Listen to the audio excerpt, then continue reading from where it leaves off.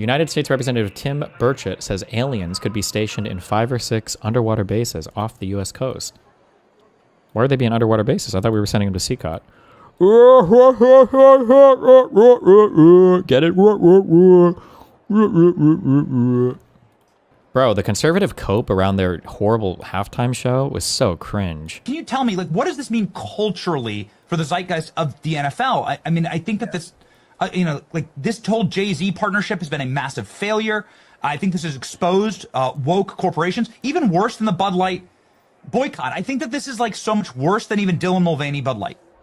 Look, there's been a lot of rumors going around that there might even be advertisers now because of the, remember, $10 million just for 30 seconds up on the Super Bowl, but you are guaranteed a certain number of ratings. There are going to be a lot of people picking up phones right now to their Fifth Avenue advertising firms, all the marketing directors of every, you know, company that put up an ad there saying, how many people were watching during that spot when my ad ran? Because we might be talking rebates, we might be talking refunds. It was we might be talking the rest of it. Successful. Yeah, this true. Is money. This is economic warfare. Hit them where it hurts. That's why Bud Light, and you saw what Bud Light was doing last night, by the way, if you watched their ad, right? Back to the Dalmatians, the Clydesdales, you know, all the pro-Americana, because they're still hurting from the effects of Dylan Mulvaney and Bud Light. And they're trying to build back that market share, but they haven't been able to do it.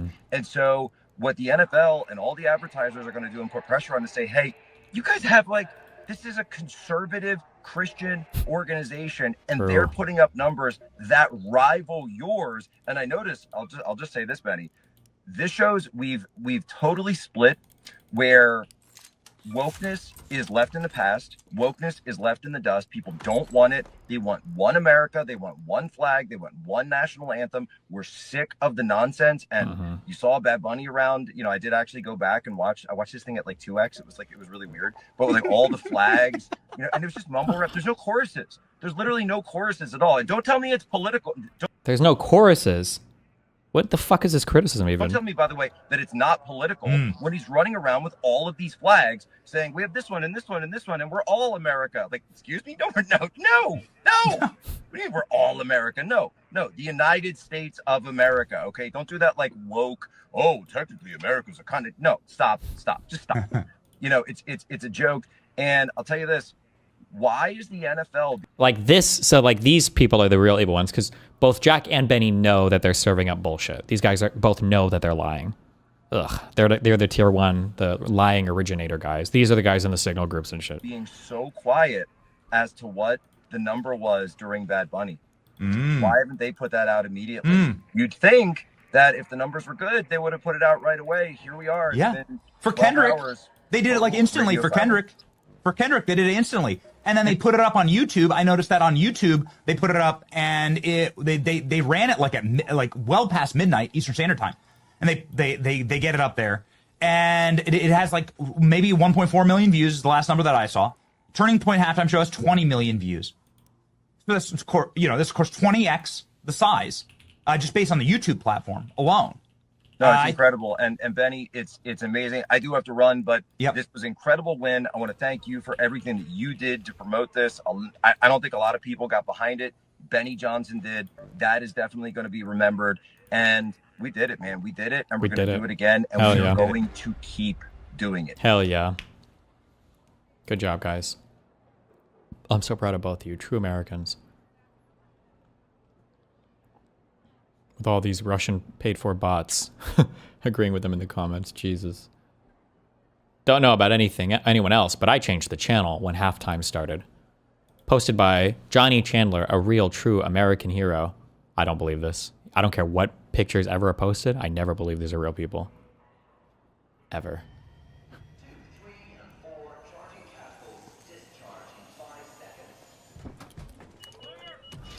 Fuck is this?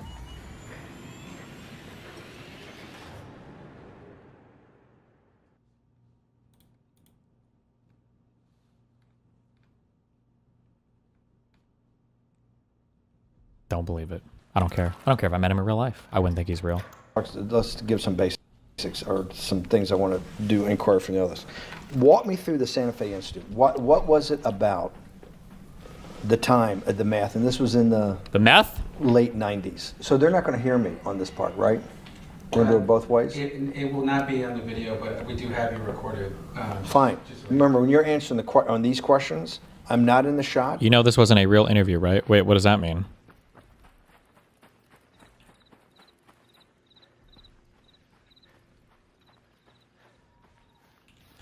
Oh, this fucking return. Okay. It's state? What does that mean? Like it's set up for Epstein. It's a mock interview meant to prep Epstein for court stuff. Okay. But it's not... Okay, never mind. I'm just watching. I'm not reading chat. Sorry. And they're never going to hear my voice. So a little bit you got to repeat. In your answer, you got to repeat what my question was. Oh, a little bit. Okay. Santa Fe Institute. Why, when you're at the top of your game on Wall Street, do you decide to finance, which was at the time, or endow, or become the donor or sponsor, however you want to say it, for what was considered the most cutting edge group of mathematicians in the world? Action. So Santa Fe Institute in the late 80s, early 90s, I was interested, I was on the board of Rockefeller. So that starts, Rockefeller University, formed by John D. Rockefeller to sort of give back to the community. It's east side of Manhattan, except it was old. It was sort of old-fashioned. They were talking about medicine, and medicine by itself was, again, subject to the ideas of science. They were trying to use science to find cures for disease. And I said, no, we need to do something different.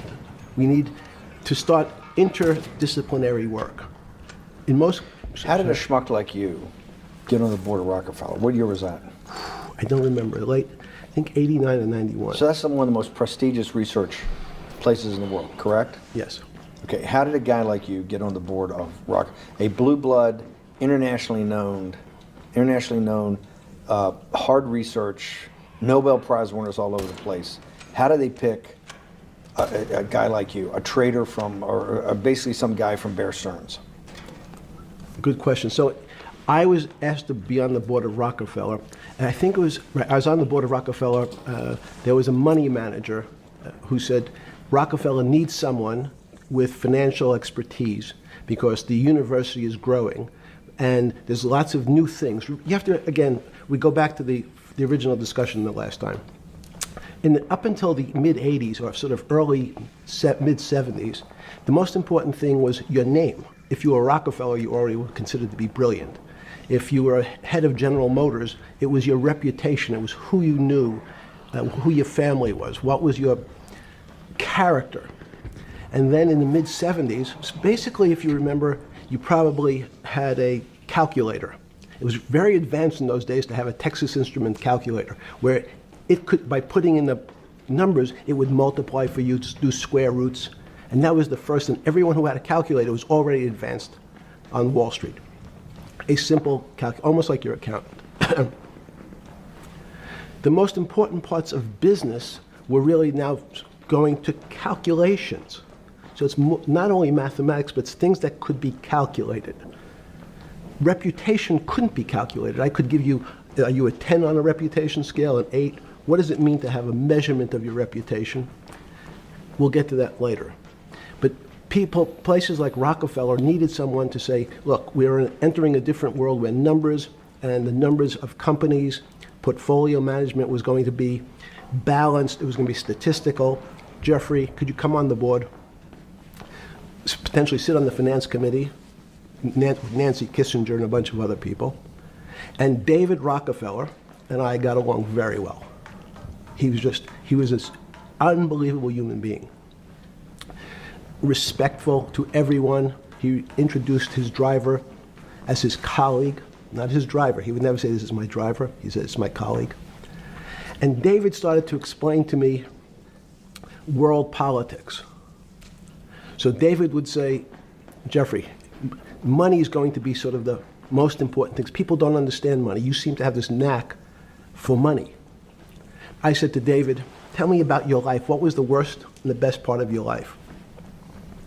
So David said, when I grew up, everyone knew I was a Rockefeller. They didn't know that my father told me he would not leave me a dime. No money. But every time we went out to eat, me and my 5 friends at school, they would leave me the bill. They would expect me to pick up the check because I was a Rockefeller. And he said, I was chairman of Chase Bank. And he said, I remember like it was yesterday, one of the headlines in Time magazine said, David, please fire yourself. So he thought that there was a world that existed that would be a combination of both politics and business and leadership. What do I mean? He formed something called the Trilateral Commission. The Trilateral Commission is some spooky stuff. People said it was something, the Illuminati, there's some mystery about it, people that ran the world. It was politicians, but David said most countries, the politicians get elected for 4 years or 8 years, separate from the royal families in England or in the Middle East. Someone's there for 4 years and then they're not there anymore. The most important people to have stability and consistency would be businessmen. So he formed this Trilateral Commission of businessmen and politicians from 3 major continents. So it was the North Americans, the Europeans, and the Asians.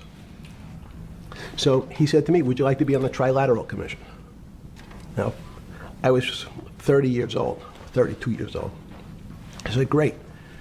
And he said, well, you have to fill out this application so they have your bio. And I looked at the list of people, and it was Bill Clinton, former president of the United States, Paul Volcker, every great leader in America, the Asians, the Japanese, and with a very long description of their history. And they asked me to fill in what I would like to have written. And I wrote Jeffrey Epstein, comma, just a good kid. Jamie I thought Lannister, was funny, nobody else did. Kingsguard. So in answer to your question, at that time I recognized around the world that monies and currencies were not really well understood. But again, it was only numbers. So numbers, and I'll get to the fact that it was bad thinking. Numbers are very good. Are most people that you meet, even on the Trilateral Commission, when you meet most people, do you find most leaders financially illiterate, economically illiterate? Most political leaders don't come out of a background of finance. Most political leaders come out of a background of being popular. So in some of the countries, in some of the African countries, for example, they might have been a military person. They were a general. In some of the African countries, they might have been a disc jockey. Or in our country, they would have been an actor. The knowledge of money they don't have expertise, they have no degrees. I feel like you're much more finance. likely to have like a law or some other political background, but all right. They really, and this is one of the major problems, their expertise, if they have any financial knowledge, is of their own checking account or bank account and filling in their own taxes. So many world leaders who don't really have a financial underpinning make fundamental errors when it comes to Although he's saying money world on a leaders, maybe country outside of the or U.S., he's more institutional focused on level. for that, I guess. Let me give you an example. Okay, give us some examples, please. If you, Mr. Bannon, if I said your assets increased last year, you'd say, that sounds pretty good. And I'd say, what does that mean to you? You'd say, well, I have more money. I guess I'm wealthier. I'd say, yes. And if your debt increased, would you feel wealthier or poorer? You'd say, well, I don't want to have increased debt. I don't like the idea of that sound, increased debt. Now, that and world leaders understand when their assets go up, they feel better. However, institutions like banks, things that people don't really understand are financial underpinnings of banks. When I say your bank, Mr. Bannon, you have the Bannon Bank, you doubled your assets. Sounds good, but what does it really mean? I think you want to create It means liabilities, people right? owe you more money. you don't have any more money. What? Yeah. A bank's assets Or other people's. are how much it is owed by other people. That's crazy. So if the bank goes from a $2 billion of assets to $10 billion, it means people owe it an additional $8 billion, but their assets have gone up. So the terminology of assets and liabilities is different for banks. It's not natural. And what most people, and you ask questions about... Wait, is that 100% true though? If you lend, you're creating, I don't know how, I mean, this guy would know, I guess, because this is his background. But like, because you're creating the asset is what they owe you, but you also have a liability of the outstanding money, right? I mean, it balances at the end of the day, but I guess it's a little bit contradictory because the assets that you generate are other people borrowing money from you. Maybe, kind of, sort of. A finance person knows it, correct me, I don't know. Without the context to why this interview was created, it becomes propaganda. The context paints the way you interpret the content. I don't want to write a paragraph in chat, so I checked one copy of the video on the topic. So apparently, Bannon has been trying to workshop or rehab Epstein's image. So Bannon is helping Epstein do an interview to give, to rehab his image on public TV. So for the vast majority of you fucking retarded dipshits in chat, your interpretation of this as a result is going to be you think every single fucking thing he's saying is a lie. For people that aren't fucking retarded, which is basically nobody that isn't obsessed with the Epstein shit, it means that he's either going to omit some things about his history, he might outright lie about some things of his history, but the vast majority of this is going to be steering or guiding the conversation into areas where he can be truthful and talk about it, and it doesn't make him sound bad. But there you go. World leaders. There's many people, I think your old boss Mercer understood. There's a fundamental part of money which is called fractionalized banking. And fractionalized banking is something that finance people understand, and the people on the street, and when I say people on the street, that's where I was when I started on Wall Street, would find it impossible to believe. Impossible. Why? Bannon Bank, I give you $1. Just one single dollar. In our system of banking, I would say, okay, Steve, I gave you $1. How much could you lend out to your friends? And your natural reaction would be probably something less than $1 because I want to keep something in my pocket. The way our system works is if you as a bank are holding my dollar, you can lend out an additional $8 or $9. No, it's impossible. I only have $1, Jeffrey. We have something called fractionalized reserves, which is if you have 1, you can lend out 9. That's the way our system works. And so not only do world leaders not understand banking, but the man on the street, my father who worked in the park department, it would be beyond his imagination that people could lend out more money than they actually had in their pocket.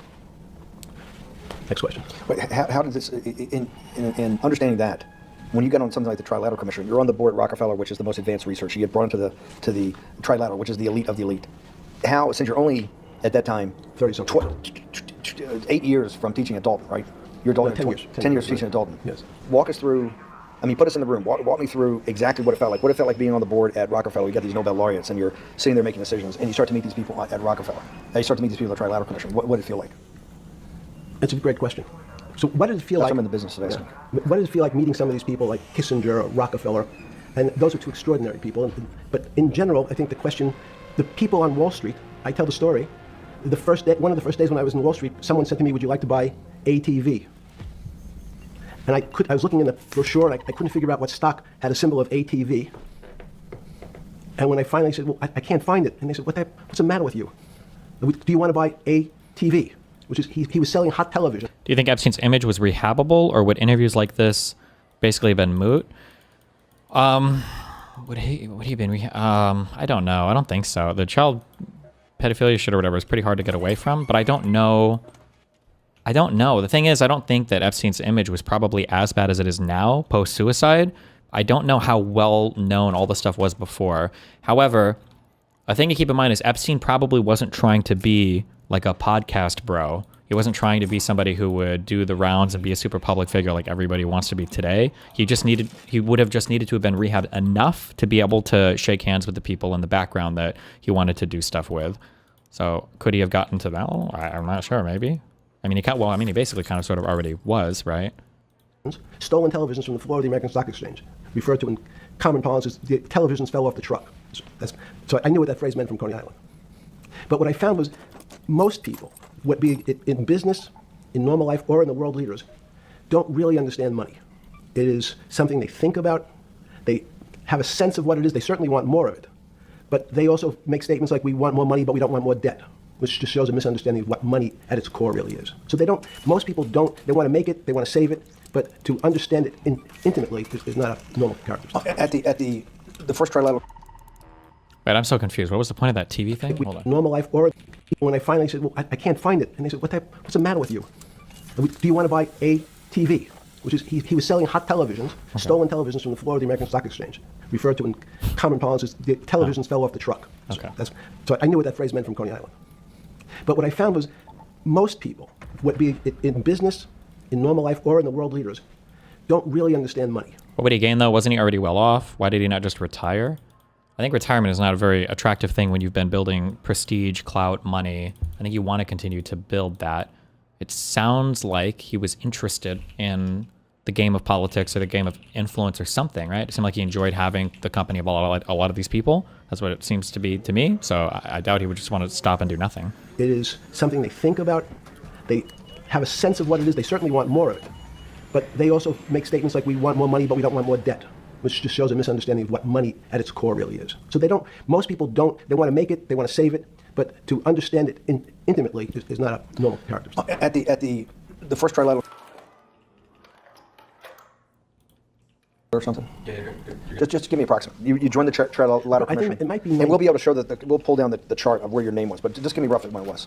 I think it could be 90. I don't remember. Let's say early 90s. Yes. When you got on the Trilateral Commission and had the first, do you remember where the first meeting was? It was in Tokyo. In Tokyo. And at what hotel? I would like to say the Hilton, but it's probably not. And it's a 3-day, 4-day? Give me some 3-day event, and walk me through the whole thing. Speeches. It starts with a dinner. Just walk me through it. It was boring. You You couldn't possibly think it was boring. It's It bullshit. was boring. You had to be stars in your eyes. No. Did you fly over privately? Yes, but it wasn't my plane. So it didn't count? No. You fly over. Yes. And it was, who were the first, like when you first met those leaders, you had to be wowed. No. You're 10 years out of Coney Island. No, I'm not wowed by people of position. I'm wowed by people of great ideas. And I don't care if it's the bus driver. I don't care if it's the student I had who has teeth coming out. But these guys have to have great ideas. They're the leaders of the 3 great continents of the world: North America, Europe, and Japan. No, many of these world leaders become world leaders because they're popular and they were able to get votes, or they were able to convince people to vote for them. I learned later.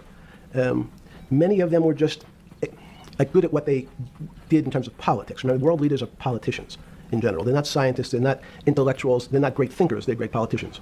At the first Trilateral Commission meeting that you remember in Tokyo, sometime in the early 90s, do you remember what were the big issues of the day that they were talking about, and what did you think about it? Yeah, in fact, it was funny because they were talking about inflation, and they were worried that what would happen, how do you control inflation? And I, as a mathematician, I didn't understand the concept. I don't understand the concept today. How's that possible? Well, when you talk about most things to do with money, money is meant to be local. It's US dollars. Then I understand what it means. If inflation, it means my dollar today inflates, and it doesn't buy as much as it did a couple of years ago. The prices go up. I don't have. It seems that everything is great, but in fact, my dollar is shrinking in value. If you, and you're the financial genius here. I'm just a lowly M&A guy. Sure. If you let me finish the thought. Go ahead. So if you're in America, you can feel inflation. Your salary's gone up, but you can't buy the same car. In fact, you start to feel weird because the value. This is why I want to answer the question. This is my point. Sure. The people who live and breathe this, the central banks, have been haunted by the specter of inflation since the late 70s. Yes. First off, tell our audience, how did that happen? The two great financial events in the 20th century, I'm not going to get to the 21st, were the great inflation in Europe after World War I, the Great Depression, the hyperinflation in Germany that led to the rise of Hitler, and then this inflation in the mid-70s. What was it, before you go to explain inflation, why is the specter of inflation always the central thing in central bankers' minds? Because it goes back to the first concept I said, the weird concept of fractionalized reserves. The system is not well understood. And most systems, in fact, are not well understood. We don't know how our digestive system. Stop. This is impossible. This is impossible. The world banking system, the world currency system, the world monetary system has to be so well understood by the Greenspans of the world and the Bernankes of the world and you, right? The currency traders, the guys making billion-dollar bets every day, the legendary guy on Wall Street in the late 90s, Vassalin Brothers. Lou Ranieri? No, the guy that wrote the money. Michael Lewis? Lars Poker? Yeah, Lars Poker. Who's that about? That great trader. Lou Ranieri? No, the guy that ran the desk. That eventually ran the hedge fund that went long-term capital. Yes, I don't remember. Who's the guy? I don't remember. I'm sorry. Lou Ranieri's big, but those guys have to understand the system perfectly. No, they don't understand the system. They understand the local part of the system. So, for example, why is not only inflation, most bankers are terrified if the public understood that the bank really doesn't have their money at any one time. It's one of the things during the Depression, there were runs on the bank. The reason the banks don't keep much money in the actual bank is they assume that not everyone's going to want their money on the same day. So that's not really the fear of inflation. The fear is a run on the bank. Everybody wants to take out something that doesn't really exist. Inflation is tied to interest rates. It's a more complicated example. But when your money doesn't buy the same amount of product this year than it did last year, if it buys less and less, like it happened, you use the term hyperinflation. There's certain countries that are not managed well, like in Africa at the current, a $100 billion bill in Zimbabwe is worth 1 American cent. That's the perfect example of hyperinflation. It goes up, it doubles every day. So people are afraid that their value in the system starts to break down. But so if I said to you, does your doctor, you understand your body system? You'd say, well, I hope so, because I want him to keep me healthy. But you could have a kidney infection, you could have a heart attack, you could have a broken knee. There's lots of pieces of the system. And in fact, when you ask the question, very few doctors understand your entire body. There's a specialist for your knee, there's a specialist for your polynoidal cyst, there's a specialist for your head, and now we have specialists in different areas. So and I'm going to get to your first question about Santa Fe Institute. The world economy and your body are both comprised of little systems interacting with each other and making one big system. This is what's stunning for all the little guys out there, the populist movement, the little guys that haven't had a pay raise in 30 years. They think that these elites, have everything. They're the guys in the room making the decisions. They're the party of Davos guys. You're sitting there, you don't think many people today really understand the complexity and really all the moving pieces and how they interconnect to the world's financial system. No, not only don't they understand the complexity, and that goes back to Santa Fe Institute was an attempt of trying to see if there was a way to mathematize, formularize, or algorithmically understand what the term complexity means. That goes back to the original question. Complex systems are complex by definition. But there's not necessarily, it's not one level of complexity. We might say, well, our fingers are complex, the movements, the muscles of our hands, but it's not as complex as the blood system. Now I have a circulatory system. I have systems on top of systems, so that there's no one group of or person that really understands the way the body works. There's no one group that understands the way the financial systems work. You might understand U.S. bond market. Now, you asked about the trade of long-term capital. That was a bond fund. Very small part of this very complex system. So the goal of the Santa Fe Institute was to see, is there a way to get in... Do you think he's spitting or that he's talking like the doctor was last night? I don't know Epstein's background financially that well. I don't know what his job was, but I'm pretty sure everything he's saying here is true. This is one of the big reasons why I usually make fun of conservatives who think that there's like some master culture manipulator in the White House or whatever bullshit. Like that's kind of like culture and politics. But like when it comes to finance or economics, a lot of that is very, very, very, very, very, very, very absurdly complicated at the macro level. Like there's just, when he says there's a lot of complexity, like you can spend your life studying certain things and still get predictions wrong on things. This is why we don't have like the master economic formula or the master thing. You have it's just a lot of different people that are hopefully really well expertised, that are hopefully oriented in the right direction, with hopefully everyone else who is working as part of the system either understanding that they're heading towards a similar goal, or there are enough safeguards to keep everybody. It's like it's a little bit of alchemy, but it's a lot of it's just very complex. Like economics is a billion different variables, and like all billion variables are all interrelated to every other billion variable that can all change at any point. It's just like very, very, very complicated. Yeah, what he's saying. Yeah. Whereas somebody like Bannon, and it sounds like this is a genuine belief that Bannon has, and not just him being not just him lying or whatever. Bannon sounds like he's one of the guys that doesn't understand finance very well, and he seems to think that like the elites can control everything more than they probably can. Whereas Bannon thinks that like, I think the elites can just push a button and call for more inflation or something. Epstein would probably say, well, the interactions are a lot more sophisticated than that, or it's hard to say that every outcome that the systems produce is intentional or something. Is what they're talking about, kind of. Somehow understand how complex systems interact. Fast forward, Steve, to today, where Google and these other engine companies, the other tech companies, are trying to build artificial intelligence. The strangest thing that they found, one of the strangest things, is that the systems that they design, this artificial intelligence, which a lot of people have heard about, is they design a bunch of systems. They're called neural nets. The term simply taken out of brain work, neurons in the brain. Nets because they actually look like a net. They put in some inputs. The computers work, spit out an answer. Sounds normal to you. It's because you're thinking about that calculator you had in 1976 on your desk. When you ask the person who designed the system, how did it come to that answer? How did your neural net? Can you show me the calculations? They say, no, we don't know. We don't know how the thing we designed actually came up with that answer. That's pretty strange. They take the same neural net now, and they put it in front of a video game.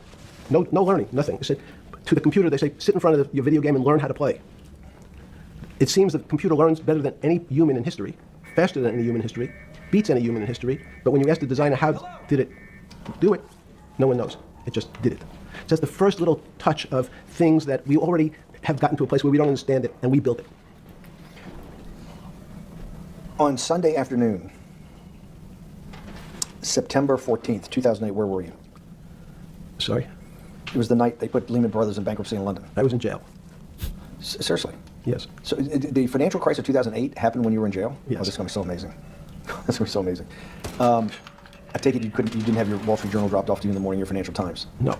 How did you hear about how did you hear about, because I want I forgot about this, but yes. I'm trying to get, this is going to be amazing. This is let's go back and do that again. Sunday afternoon, because I want to find out about people, the geniuses understanding the complexity of the financial system, because I think the best example we have is the financial crisis, the crash of 2008.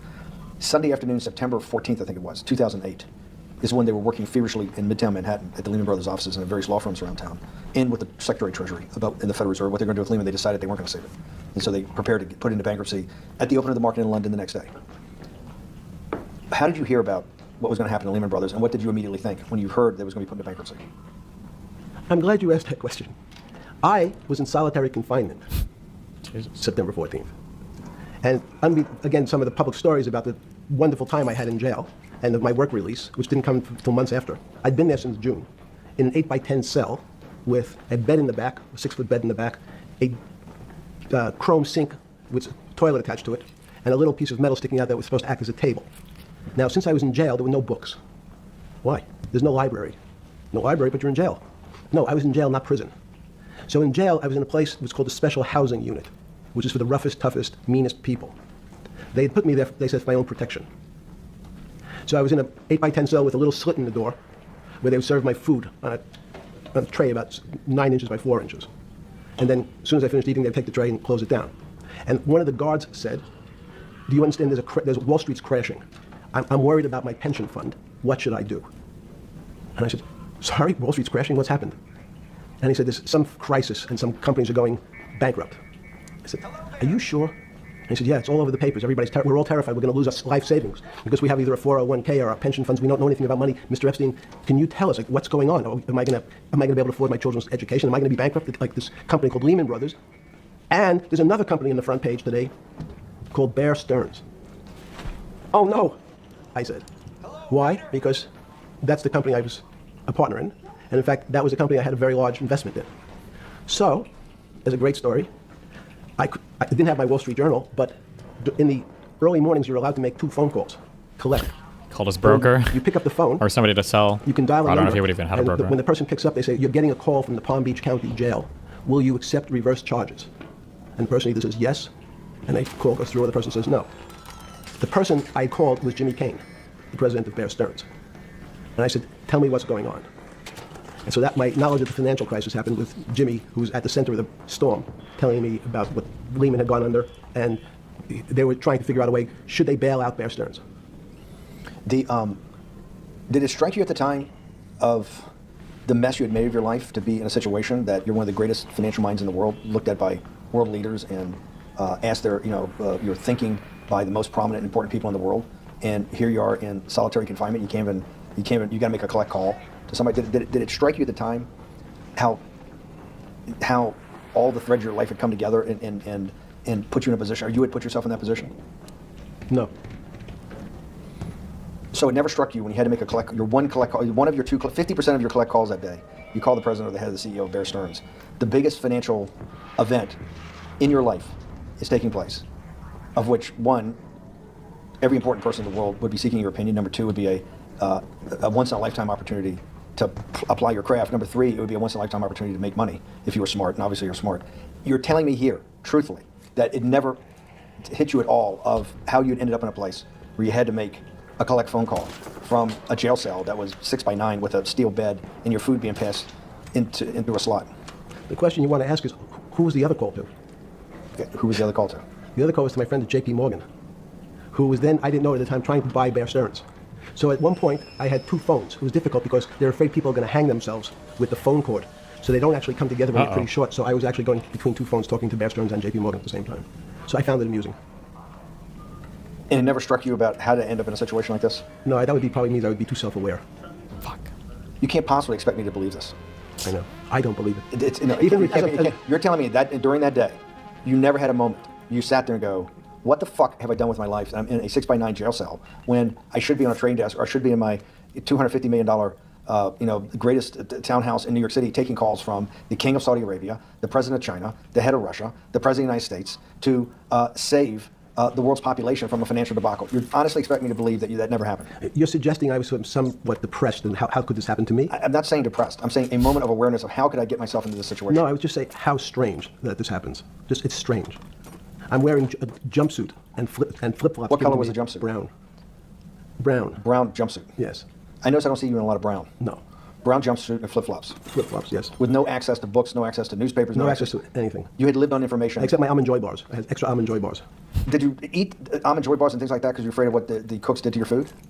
Yes. Is that because of that you were in for the crimes that you were in for? No, it was just, in fact, I was... Is it because you're wealthy? Yes. How did you know that? Well, people would constantly come, if I was passing by or I'd have to go for my medical, people would either ask to borrow money or make some other types of comments about it. In the beginning... What were the comments? At the beginning, what were the comments? It serves you fucking rich guys right that you're here next to me. There was nothing about your crimes? No. So all this rumor you hear all the time about people in prison that commit the type of crimes you commit, you're saying in your personal thing is not true? No. It was all because you were rich? Yes. And it was all because they wanted to borrow money? Or get advice. Yes. Where they get advice to go long? Yeah, sure. You're telling me time to buy? You're telling me in solitary confinement they were interested in going long? Yeah. They wanted to know what does that say about human nature? Well, what I think that people find, one of the reasons they wanted to keep me in solitary confinement was they're afraid that everybody would want to know which stocks to buy. But what happened was, after this crisis, now it's on the front page of every newspaper. I don't want to lose this day. Sorry. When you first heard that, was it Bear Stearns had been kicked into bankruptcy, 6 months before? No, this is the same time. This is part of the same deal. I thought no. Bear Stearns, they saved Bear Stearns and didn't save Lehman Brothers. That's right. 6 months before they had bailed out Bear Stearns. But Bear Stearns was still a zombie. A shell of its former self. A former self. But they had, quote unquote, saved it. Why did they make the decision in your mind? Why did Hank Paulson and Bernanke, what's this concept of moral hazard? Explain to the audience what moral hazard is. And why did they save Bear Stearns 6 months before? And why did the smartest guys in the room decide not to save Lehman Brothers? It's a good question. The real issue is I'd have to go back when you have these systems to the way your doctor responds to any type of emergency in your body. If they might decide to save your kidneys and let your gallbladder go because your gallbladder is less important to your overall system. If at that time, even it's not that long ago, the boogeyman was when said, well, what really happened? I don't know where the term comes from or why it has the name that it does, but moral hazard, I think in economics, generally refers to making sure that there's not like bad incentives or something. You want to create a moral hazard so that somebody isn't incentivized to abuse some system that leads to like the free rider problem or something. So like if it's the case that I can stand in front of a bus and by winking my eye, it gives me a free candy bar, and there's absolutely no downside to winking in front of the bus every single day and just getting infinite candy bars, you would expect a whole bunch of people to show up and just get tons of free candy bars. There's no moral hazard. There's nothing that prevents somebody from abusing that system. I don't know why it's called moral hazard, but he didn't explain that, and I don't know why necessarily why Ben was asking about it. Jeffrey, what really happened? What is this financial crisis? And, some of the progressives and the right wing blame it on. Or maybe Bannon is implying that there should be a moral hazard for financial institutions to not engage in risky behavior. Maybe is what he was implying, which I kind of agree with, but god damn it. Banks. It was the bank's fault. And it's the fault of this very esoteric, unknown concept of derivatives. It was really the derivatives that caused this financial crisis because the derivatives got somehow out of control in the Mickey Mouse. And that was the way you started your road to a billionaire went right through derivatives. Yes, but derivatives were not the cause. Derivatives were not the cause at all. It's like saying your hair was the cause of your heart attack because it was on top of your head. So what was the cause? There there's no one specific cause. These are system collapses. So many times when they have to make your death certificate, when you say, well, what did he die from? They'll say heart failure. But if you say, what was the cause of his heart failure? Well, he had low blood pressure, his sugar was high, he was diabetic, he had all these other problems. But you say, no, we need a word on your death certificate. Did he die from brain damage? Did he die from heart failure? That's the financial crisis. Many people said, well, what caused it? They wrote, like on its death certificate, derivatives. But derivatives were not... Moral hazard is being able to take risks without risk of bankruptcy. Does moral hazard imply you have to be able to take a personal risk? I thought moral hazard is when you could theoretically infinitely consume a thing at no cost to yourself, basically. Hold on.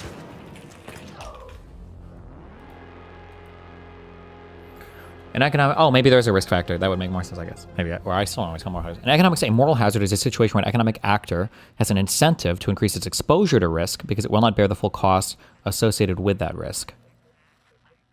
Oh, okay. So there's a risk factor. Oh, okay. This makes more sense. So then basically... and I guess maybe car insurance would be a concept related to moral hazard. If you genuinely thought that you would have absolutely no responsibility for what would happen in an accident, that the car insurance would always pick up the bill and save you from criminal charges, then you could theoretically drive in a much more risky manner because you know that the insurance company is going to pick it up at the end of the day. So the moral hazard there would be the insurer or whatever, I guess. Okay, that makes more sense. A fundamental... Derivatives are not a fundamental cause of anything. Was it Sunday or Monday? I think it was Monday morning when you made your 2 collect calls and you were talking to Bear Stearns on one hand and Morgan Stanley on the other. JP Morgan. JP Morgan. Did you... That was Monday morning. Did you, Jeffrey, being one of the financial geniuses in the world, did you understand what Lehman Brothers going into bankruptcy, the domino effect, that by Thursday the financial system would be under such extremis that if it didn't have $1 trillion cash infusion in the United States, it might collapse? Did you know that at the time? Did you view that at the time? Yes. You did? Yeah. Why? Again, I don't want to bore Why did you or you? the audience with the idea of it. That by Thursday the financial system would be under such extremis that if it didn't have $1 trillion cash infusion in the United States, it might collapse. Did you know that at the time? Did you view that at the time? Yes. You did? Yeah. Why? Again, I don't want to bore you or the audience with the idea of it's a medical procedure, but you had system failures. So you'd recognize that if I said to you, did you realize when your father was on the ground and he was clutching his chest and he couldn't breathe, it was a bad situation, he could die. That's how I saw it. Did you immediately think about the commercial paper market? I mean, the mechanical triggers that actually you had to blow through these circuit boards. Did you know the circuits? Did you understand the circuits?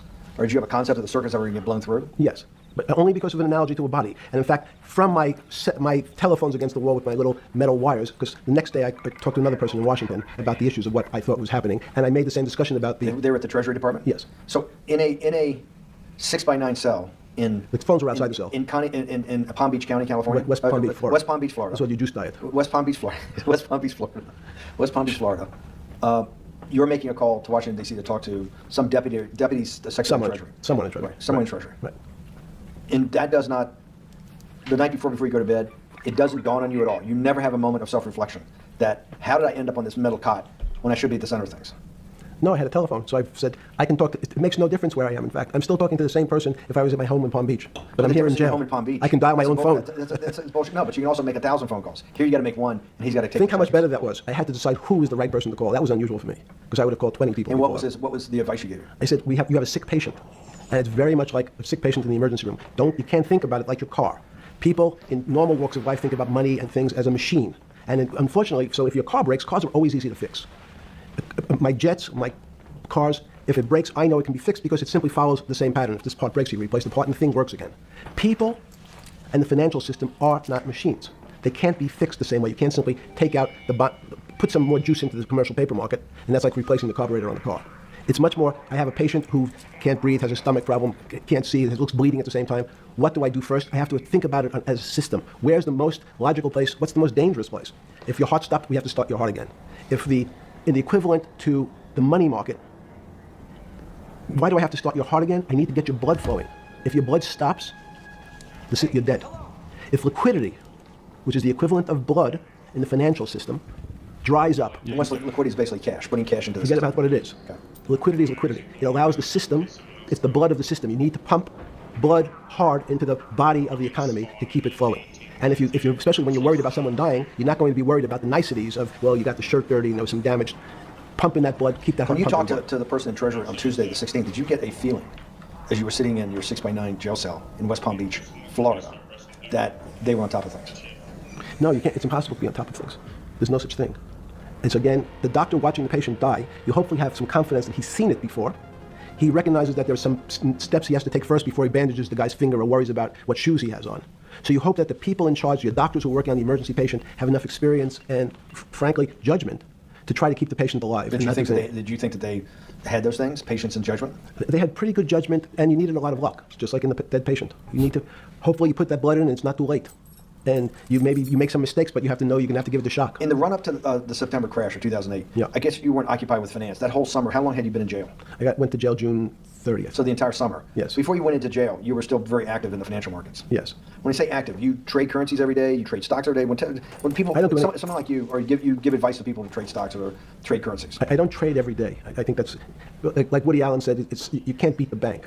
So I try to pick my spots. George Soros picked his spot when the pound collapsed. This would have been a great money-making opportunity that passed me by when I was in jail, but that's not how I think.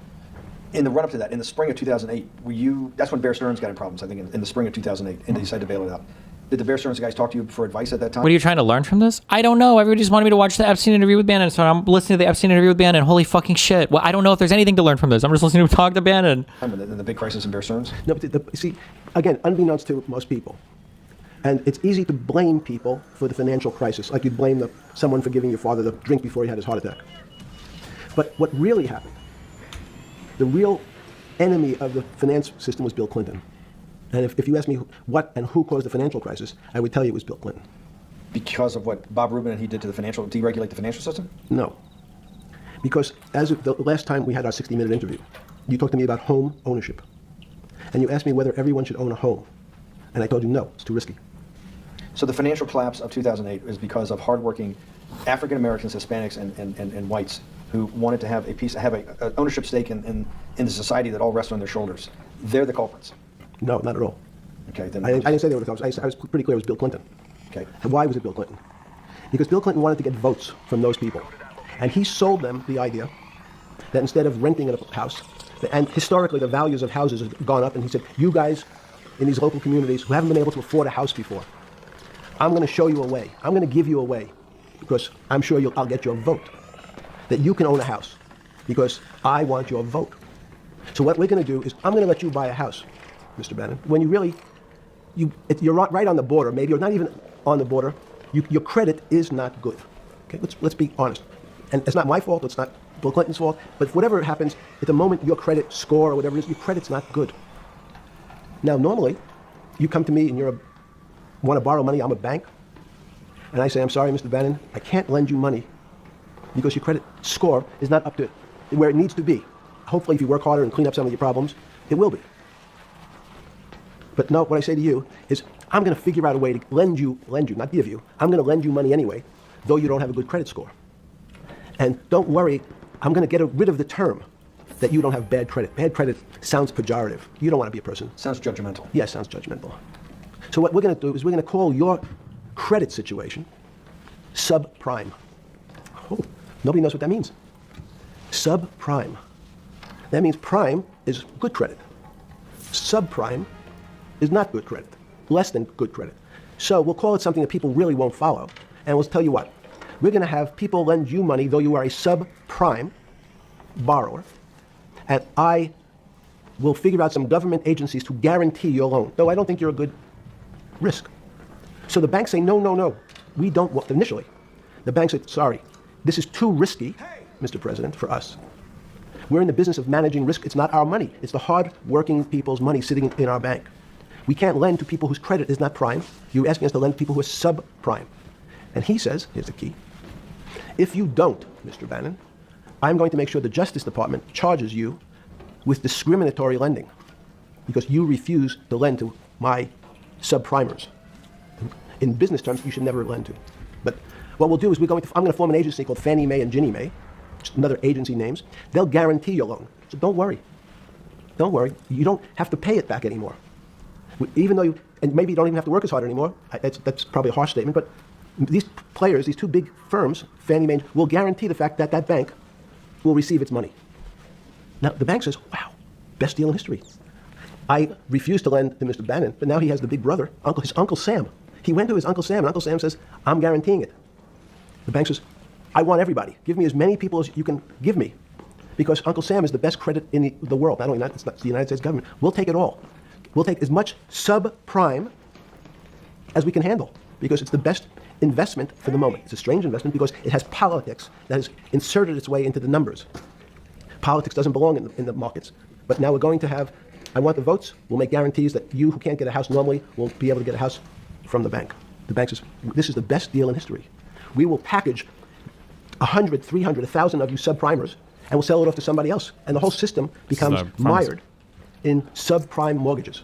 That's becomes the issue. What do you mean mired? There's just too much supply. It's a supply-demand problem. You get too much supply? No, it's a very good question. What does too much supply mean? Well, then you get the people, go back to your first question to me. Government leaders. Government leaders know if they're good, and they can do mathematics, they can balance their checkbooks. So certain people in Congress said, well, how do you value these subprime mortgages? The banks say, we've been valuing them the same way we've always valued them for the past 20 years. The accounting firms, there's something in this country called GAAP accounting, which is a standard type of accounting. And we account for them the same way we've always accounted for them. If we paid $1,000 for your mortgage last night, when we put it on our books today, we're going to say its value is $1,000. It makes sense. I paid for it. What's its value? It's $1,000. That's what I paid for it last night. No. The Congress people said, that's not really a good answer, you know.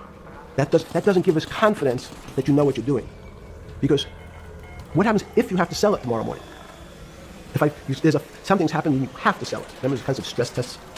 Would you be able to value it at what you paid for it the day before? And Wall Street says, that's not the way we can think about this. This is crazy. We always value things at the cost from the day before. And they changed the accounting method. In essence, to say, not what it was worth yesterday, but if I have to sell, what would it be worth?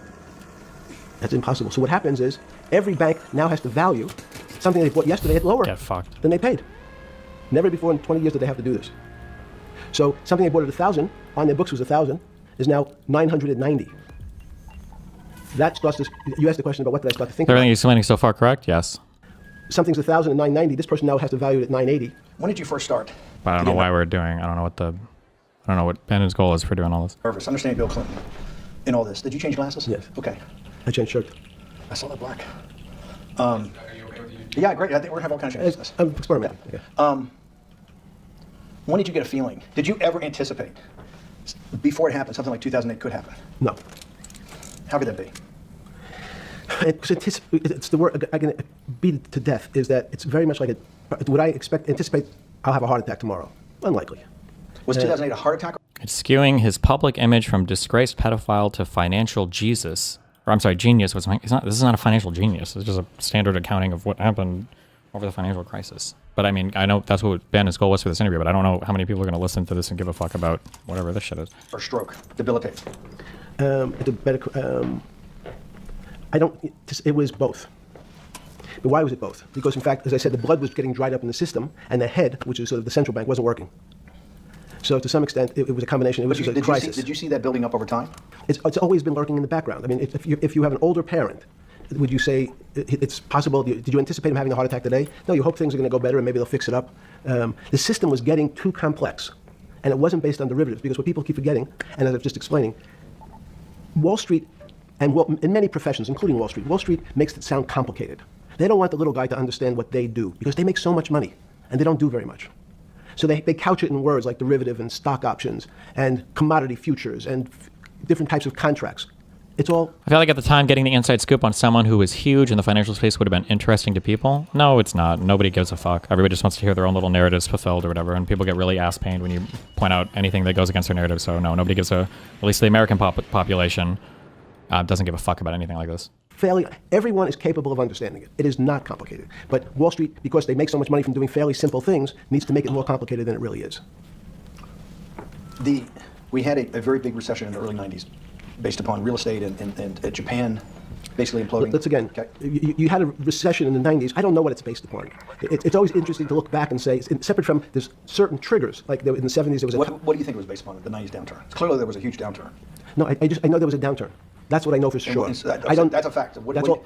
Everything else is sort of speculation about why did he have. I understand that, but there's some speculation that has 0% probability of being true, and there's others that have 90%. In the range, when you look at the range of alternatives of what could have caused it in 90, and what I'm trying to do is get you all the way up to 2008. Look, you're the smartest guy in the room, right? You know that. Do you think there's anybody in the world today? Oops, this is going to be a bad question. No, but do you think anybody in the world today? The Alan Greenspans, the Bernankes, is there any central banker you know, any partner of any Wall Street firm? Trying to have peaceful cues, motherfucker. That would be, or anybody at Larry Fink at BlackRock, Steve Schwartzman at Blackstone. Probably a free kid, the too. top 100 financial guys, and let's throw in a couple of Nobel economists, and let's throw in the best professors at Wharton, at Harvard, at Stanford. Do you think that there's anybody that understands money or understands the world's financial system as good as you? There must be. But it doesn't come to the top of the head. No. Okay, fine. Now that I've gotten that, let's go back to 1990. In that arc from the fall of the Berlin Wall to 2008. Good. We started with the implosion in Tokyo of the Japanese economy, Japanese financial markets. We had the huge run-up in internet stocks, right? We had the implosion of that in 2000. The bankruptcy of Drexel Burnham in 90, implosion of Japan, huge run-up in equity markets for the internet, implosion of the internet 2000, 10 years later roughly. And then this run-up through the Iraq War and all that, the run-up to 2008. Every 10 years it seems like we're in some sort of 10 years before the 1990s was the 70s. You sound like an astrologer. Okay. Shit, I was just going to say, Epstein is more humble in terms of like what's happening globally, and that it's hard to explain exactly how everything is interconnected. When bringing up the recession for Japan, he's like, you have to go back and retrospectively, you can kind of look at things or whatever, but it's hard to say if there's any one cause. Like all of these markets are incredibly complex and incredibly interrelated, and any change in one can, have a massive impact on every other. But then like Bannon wants to see the constellations. Like, well, what about every 10 years there's a thing, and that must mean it's being caused by somebody else, and this is a thing, and it's like, yeah. So it seems like it feels like Bannon really does believe this stuff, assuming he's being genuine in his conversations here. Asmongold was calling Epstein a financial Jesus when he watched this video. That's because Asmongold doesn't know fuck all about anything related to really anything. But like nothing, I mean, you could have watched, I think, right, The Big Short and gotten at least as much as what Epstein was talking about for the 2008 financial crisis. Like you could have gotten at least that much. I agree with you, a mathematician. It just seems to be a pattern of every 10 years. That's misleading. That's exactly right. Because people like to see patterns. People like to see patterns where there are none. Yeah. So a pattern of a financial crisis every 10 years is just in my mind. Yes. Long-term capital that had to be bailed out back in the late 90s when everybody panicked. And that bailout today would look small. It was $5 billion, or was $30 billion. Businesses fail all the time. Well, long-term capital, the Federal Reserve stepped in. But I'm saying people go bad. Things go bad all the time. Yes, you're correct. The audience is watching this, the little guys, they go bankrupt all the time and nobody gives a shit. You know why? They're a little guy. But when long-term capital management goes bankrupt, or Bear Stearns goes bankrupt, or Lehman Brothers goes bankrupt, people care because it's an unfair characterization. Why do you say that? Because again, it's the complexity of the situation. If you think about you have a complex system. You have your body. Now, in fact, the little guy is my finger. This is. Bear Stearns is your heart. That's correct. But the banking system is my heart. The system, I can't risk my because remember, it's not only my. You haven't been able to name. Hang on. You haven't. Hang on. I was trying to hang. I wanted to see if the hang on. No. You haven't been able. You're not good enough yet. You're like junior wizard trying to do it. You haven't. Yes. Say, since we can't name another guy that's as good as you. There may be a couple out there. You're not bragging. You're humble. It had to be sometime. Please tell me there was some time before you went to jail and basically got cut off from daily information in the summer of 2008 that you started to get very nervous that this complex system, that something was deeply wrong. Okay, first, let's go. When I say no one understands the system better than I do, it doesn't mean I understand. You always sound like a doctor. You're afraid he's going to get sued for giving a thing. Yes, you're not taking on any liability. There's no contingent liability here for your no. But the word understand is the problem. Okay. I don't understand the system.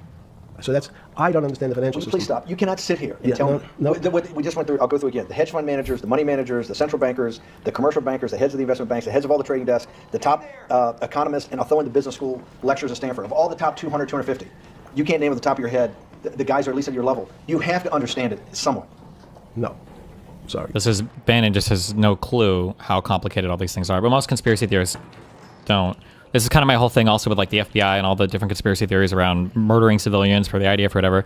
People just, actually this kind of plays into the thing I used to say all the time is people sometimes don't understand the strength of the claim that they're putting forth when they make a claim about a particular thing. When somebody says something like, oh, like the election was stolen in Georgia, you don't understand that by saying that you're alleging the greatest voter conspiracy in potentially the history of the entire planet, of all mankind, of all time, of all of human history. That would be like the greatest thing, the greatest conspiracy of all time. Or when people say things like, oh, like I think that the government is controlling our culture, whatever, like Nobody has that level of control. No communist, socialist empire, no fascist empire. Nobody's had that, the ability to control culture that much. You know, people can push it in certain directions and through mass amounts of efforts can hope to guide it into certain directions and can try to destroy things. That's easier, but the idea that one guy just has like the master comprehension of all these things it's childlike naivety when it comes to these systems.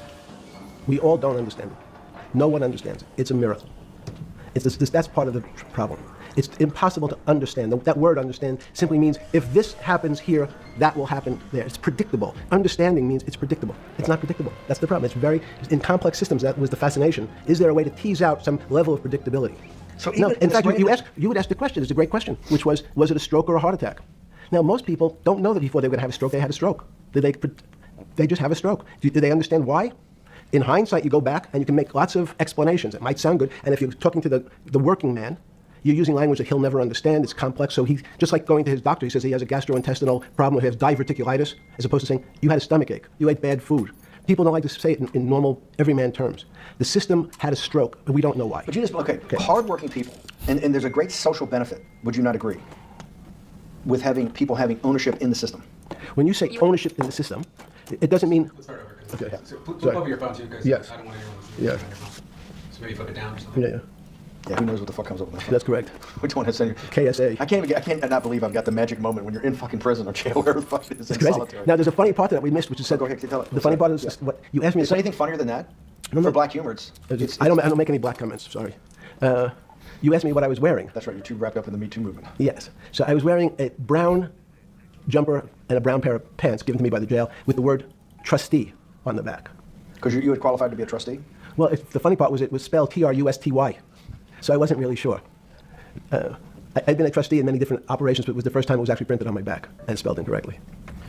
Probably had a higher level of being a trustee at that than you had at all the boards that you were trustees, right? Yeah, so because the trustee meant you get two devices to clean your toilet as opposed to one. Yeah, but it also meant that you had some sort of personal fiduciary own responsibility for oneself, right? In the jail? Well, that's what being a trustee is. That's where they give you two. Yes, you get two cleaners. I was a trustee in the jail because I was able to teach some of the kids to help them get their GED. So that's how they gave me a trustee job. There's no time. I got to go back to this because I'm like a dog with a bone in this thing. Yes. You can't. There's something deeply fucked up with you.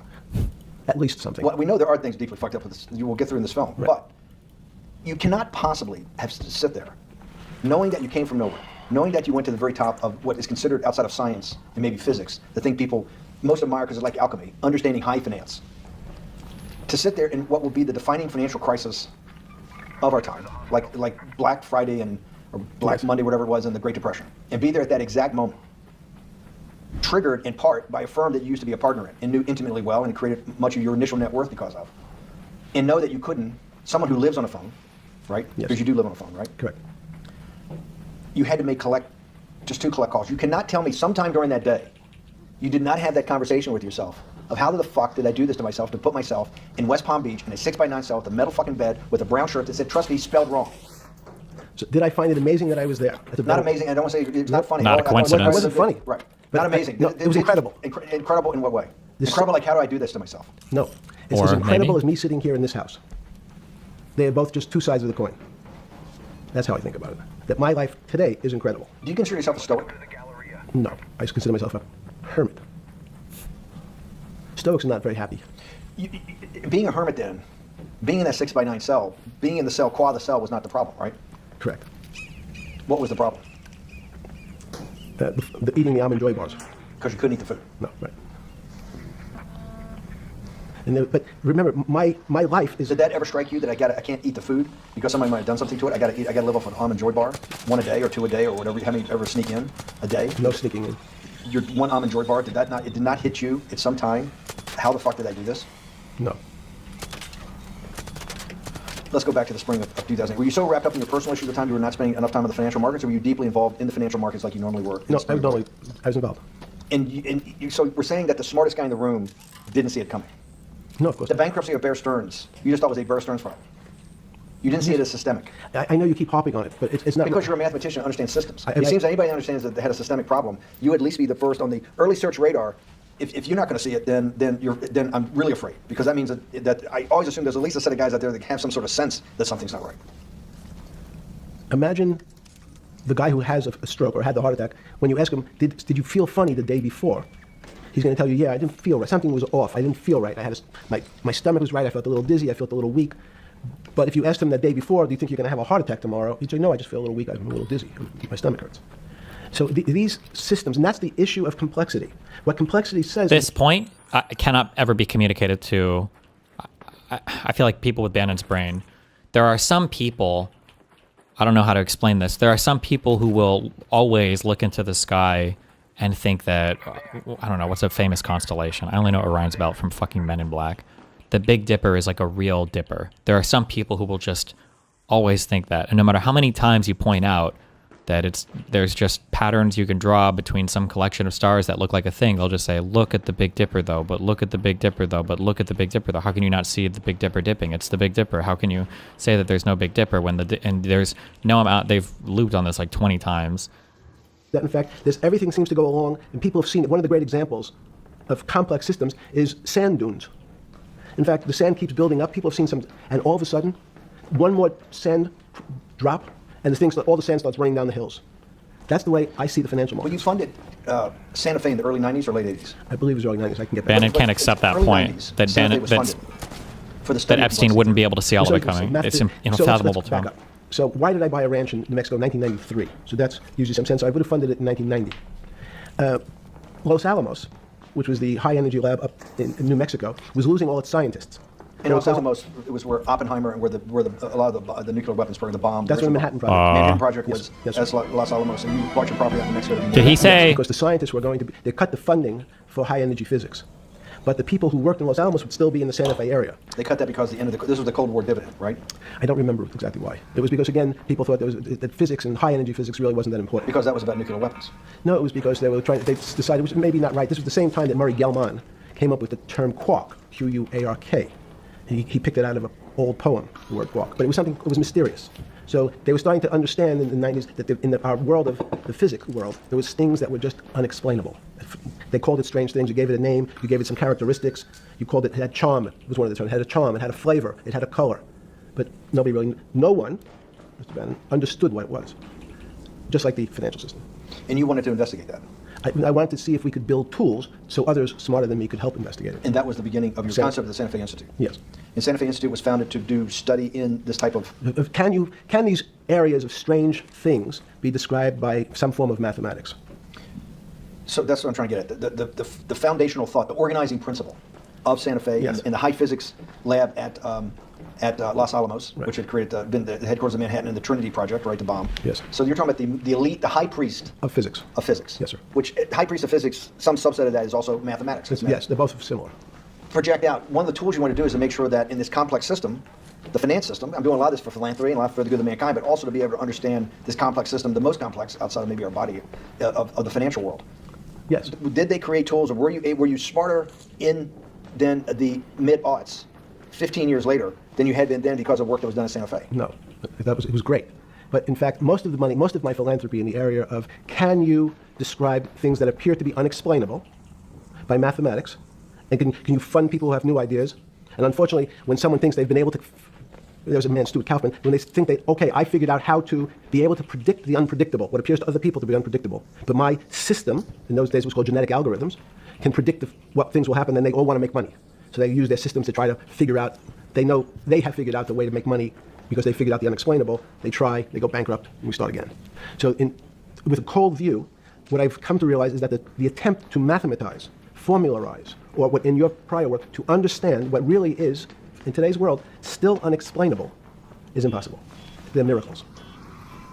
Your first head of Santa Fe was Christopher Langdon, I think. Langdon from Australia. But Murray Gell-Mann was the funder. He was the rock. Yes, he was the rock. He was a Nobel Prize winner? Yes. Yes, and a wonderful guy. He came out and helped us with the Biosphere 2 project. He came with Chris Langdon. Yes. Chris Langdon was the operator, the day-to-day Chris guy. was doing artificial life. Right. Murray tried to lead his own artificial life. Yes. When Chris came to Biosphere 2 for the first big conference we had in 1994, he was one of the most impressive guys there, among all the world's elite. Kew Gardens, the Lawrence Livermore Lab, the labs at Sandia, all the major universities, Lamont Doherty, all the big Earth observatories, Woods Hole. What set Langdon apart, I thought, and the reason I invited Santa Fe to be part of it, was Langdon actually made a presentation that everything, and he was making this to scientists, a lot of marine biologists, a lot of people that were just beginning, Wally Broker and people who were just beginning the study of climate change, at that time called global warming. That he made this compelling presentation that everything's really mathematics. Yes. It's all just back to math. And you have to, all these experiments you do, you're not, one of the reasons they're not considered by the high priests in physics as being real experiments is that they don't have a mathematical basis to it, and everything has a mathematical basis to it. Langdon seemed like a radical visionary. What happened to that concept? You go back 350 years. So you have Isaac Newton, and you have Leibniz.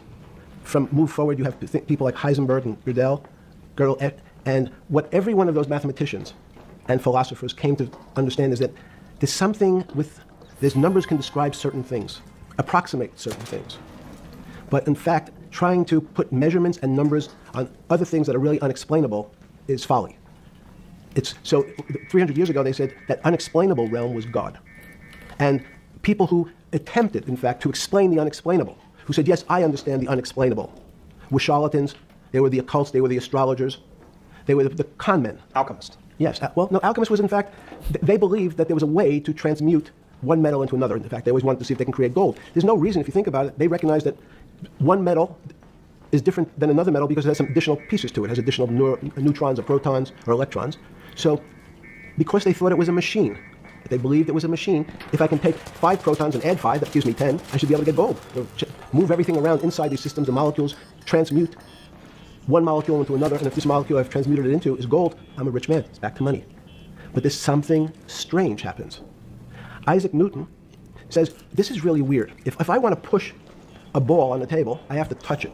Maybe I have to blow on it. But I actually have to push one side of the ball or the book to move that side. I'm pushing here, and obviously this thing is what appears to us humans to be solid, so it moves as one thing. But the only way to get something to move was to touch it or put a force against it. Okay, seems to make sense. Everybody has that experience. I want to lift a glass, I lift it. If I want to push a ball, I push it. If I want to pull a ball, I pull it. But he recognized when the ball fell off the table, it went in a different direction. How's that possible? Nobody pushed the ball down. And he said, this is crazy. Why did the ball go down? I didn't push it. I just let it go. So someone's pushing the ball, because I'm confident that the only thing that gets something to move is with a force that pushes. So there's a force that's pushing the ball down. In fact, he called it gravity. He measured how fast it was pulled, but never was able to explain why it happened. How is it? What is gravity? It's this. Everybody says, well, why did the ball fall to the ground? Because gravity took it. But what's gravity? That's, as Feynman would say, that's the name of the thing. We have no idea what it is. This goes to Santa Fe. They were trying to explain the unexplainable. Can we measure? Can we figure out a way to predict the stock markets using these types of chaos complexity? Before we get there, let's walk back. Let's go back to Newton. Sure. Pre-Newton, and then Newton. What did Newton solve that for millennia up to Newton had not been solved? And then I want to go forward all the way to Santa Fe, what they were trying to solve. Let's start with just 2 or 3 of the basic guys, but let's go with Newton. What pre-Newton it was what, and then why is Newton such a genius? In the I think mathematically they told me one time I've seen there's been 115 billion people roughly that have lived on the earth. And of that 115 billion, Are you sure that's a number? That sounds a lot very high. We only have 7 now. I think in the history of the Earth, I think I'll pull up the stat for you, but I think it's 115 billion people. That sounds way too high. That's why have lived through the Earth. But he's one of the handful of the most important. What did he solve for? Why is he so important for how we live today? And then we want to go through Leibniz and the other. It's right from what I looked up. Is it really around 100? Damn, my guess would have been like 30 to 40. 2 or 3 other major ones that get us to Santa Fe. Well, it's a long journey. This is the heart of what we're trying to do. Let me take a bit of a detour just a second. What if you went to high school and the last year in your high school, you took calculus. So Isaac Newton sort of invents calculus. Population of the planet 100 years ago was 2 billion people. What about the population of the planet 200 years ago? It was just over 1 billion people. If you run that back, it really would have, there would be over 100 billion people have lived? That just seems so impossible.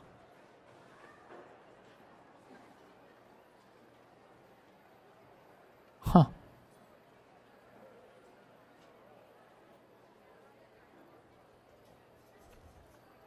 For 30,000 years? Yeah, but how many human beings were alive like 20,000 years ago? My guess is the number would be like in the tens of thousands, maybe? Or maybe it was way more than that. I don't know. Human population 10,000 years ago. My guess would be like 50,000, 100,000. I don't know, maybe if that. But no, okay, it was between 1 and 10 million, with many estimates centering around 4 to 5 million. Okay, maybe we hovered at around this population size for a long time.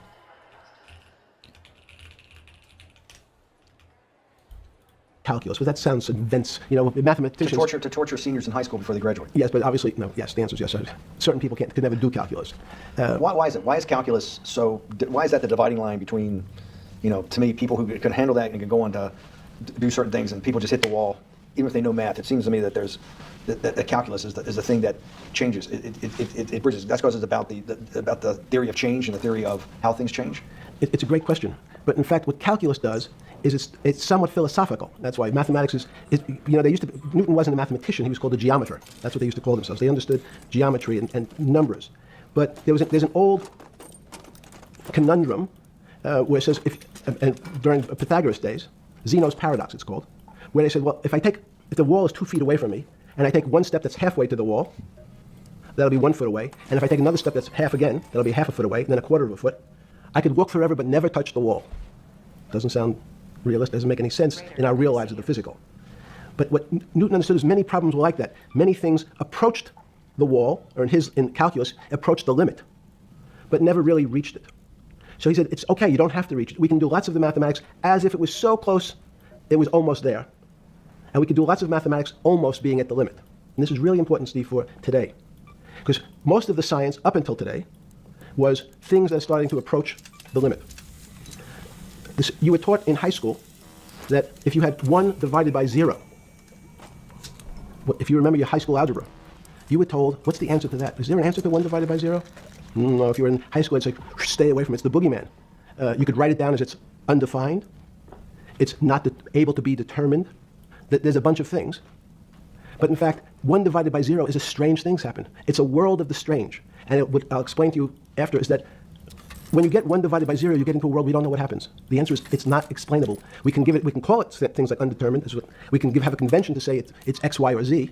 But in real life, we don't know what happens when you are actually at the limit.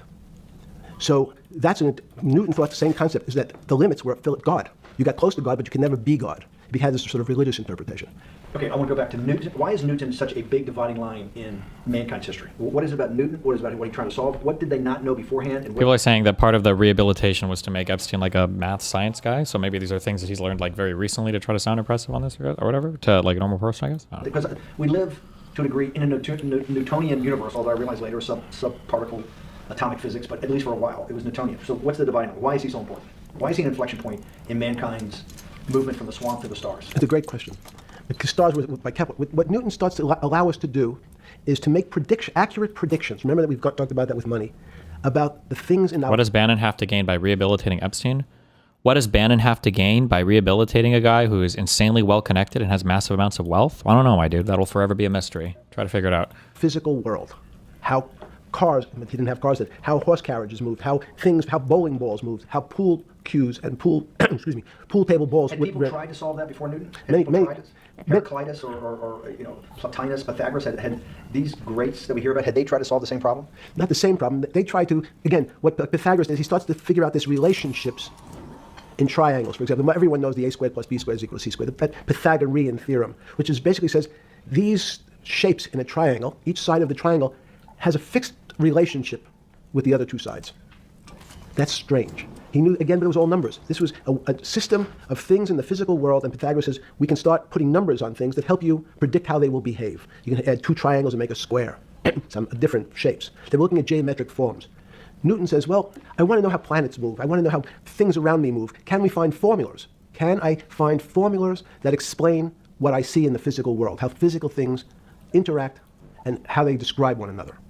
Again, the fact that 2 solid masses, for some very strange, unknown reason, unknown today, attract one another, no matter what they are.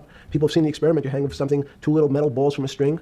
I'm curious how they plan on presenting this interview. Like, who do they send it to, or where do they post it? Would Bannon just have openly said it was him interviewing Epstein about random shit? Well, it sounds like they were in the process of making some kind of film or documentary, from what I hear Bannon referring to. And I think it came out that they were working on that, right? They move towards each other. In fact, they move towards each other was very specific. So when you drop the ball to the floor of this room, Newton says, in fact, the room came up a bit to meet the ball. The room moved. It's imperceptible. You can't really perceive that motion, but they attracted each other with certain ratios. So he started to be able to measure things in the physical world. And that was great advances. It also, now you wanted to move very quickly. Unfortunately, most people, especially in the 20th century, 19th century, said, well, like Newton, let's measure everything. Let's measure people's behavior. Let's measure their psychology. Let's measure their health. You go to we can have my blood test. Let's measure everything. Measure Wall Street. Their voting habits. Measure. Can we put a number on how much I care for my wife? Can I put a number on how I feel? Apparently, I don't know, did you type the same thing in both chats? You're typing a very incorrect message. You've typed, seems like this could be big news. The daughter of Minnesota governor stabbed to death by her daughter. But it sounds like it was the daughter of Minnesota governor candidate. So somebody who wants to run for governor or is running for governor. I don't know how you messed that up in both chats, but okay. But not good. We tried, unfortunately, we tried to mathematize the finer things in life, and then recognized that there's things that, unfortunately, just fall outside. Schrodinger wrote a very famous book about what is life. He was trying to figure out a way, can he describe the difference formulaically between things that are alive and things that are dead? The answer is no. The things that are alive, in my world, are miracles. Not magic. Magic has a bad connotation. You don't believe in the spirit or the soul? That's what animates people, is your spirit or your soul. That's but have you ever seen someone die? When they die, their spirit leaves. Their soul leaves, no question. So there's no question to you about no that. Question. There's no question to you that there is some animating life force within us that leaves when you're dead. Yes, in fact, I refer to the soul. There's obviously a certain the questions in the past, even during people would normally think you were soulless. So thank you. To have you talk about you actually believe in it and have done some thinking about it is pretty shocking in its own right, isn't it? Well, again, mathematics, Leibniz thought. So Newton was at Cambridge, and he was the head of the math department, right? He's a professor, essentially. Yes. But Leibniz, was Leibniz a German professor? Yes. But what Leibniz said is, the soul is so strange, because God took chemicals, which is simply the material, like tables, and he somehow made this material able to have a thought. How strange is that? Not only does it have a soul, but some way it was put together that this material substance is able to think. So when you say to me, it's obvious to everyone that there's such a thing as a soul. Now, if you're part of the Charlatanville, you'll try to explain it to people. The soul I describe as the dark matter of the brain. Why is it dark matter? Because in high energy physics nowadays, you hear terms of dark matter, dark energy. Again, terminology, complicated term. Why is it dark matter? Because we can't see it, that's all. What do you mean you can't see it? Well, somehow we see something moving towards this area of darkness. I can see this thing. This appears to me to be empty, it's just black, but I see it being drawn this way. So I say, well, I know if this were matter, that would follow that equation. If this was solid, it would explain the way this particle moves. But I can't see anything here. So I'll just call it dark matter. And I'll say, I don't know what it is, but it behaves as if there was something there. The soul is obvious to everyone that there's something different between things that are alive and things that are not alive. But we have no idea what it is. It's currently unexplainable. I believe... You find it strange that Trump and Epstein were friends, but the huge contrast between Trump and Epstein in regards to the way they speak and their parent education. I'm sure Epstein and I'm sure Trump both have tons of different friends, but I doubt Epstein would have been friends with Trump because of his stunning intellect. Trump might have just been a funny guy to hang out with or something, and he was probably also well connected, so... We need an entirely different system of analysis to try to figure out... But sorry. No, with Newton, with all his chemical studies and things he worked on the spiritual side, Leibniz had just talked about the soul, Schroeder talked about what it's like. If a modern scientist, or someone that you funded at MIT or Harvard or one of these things, talked in those types of terms, they would be considered to be a wingnut today, wouldn't they? They would not be on the path for tenure, right? Unless they were in the philosophy department.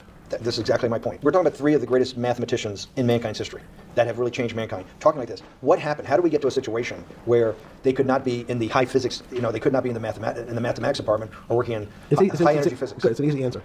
Newton was a combination of mathematician or geometer then and philosopher. And as time went on, those disciplines seemed to move apart. We had philosophy. Some of the philosophers can't do math, and some of the mathematicians. And again, mathematicians often... Abba and Preach lost their stream to policy while reviewing Super Bowl halftime show. Like, a DMCA'd, or?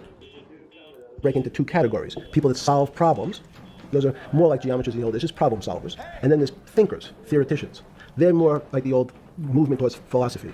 But neither one of those two groups have been able to figure out why something is alive as opposed to something that's not alive. No one's been able to describe what the soul is, but we all know it exists.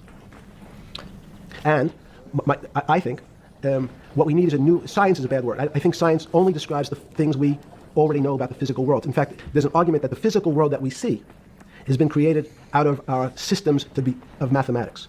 Mathematics, everyone knows mathematics describes the physical world much greater than it should, unless my view, the physical world really comes out of conscious beings that have mathematics. So they create it. This table appears to you and I to be solid. To a bat, because we have light that's bouncing off the table into our eyes, it appears solid.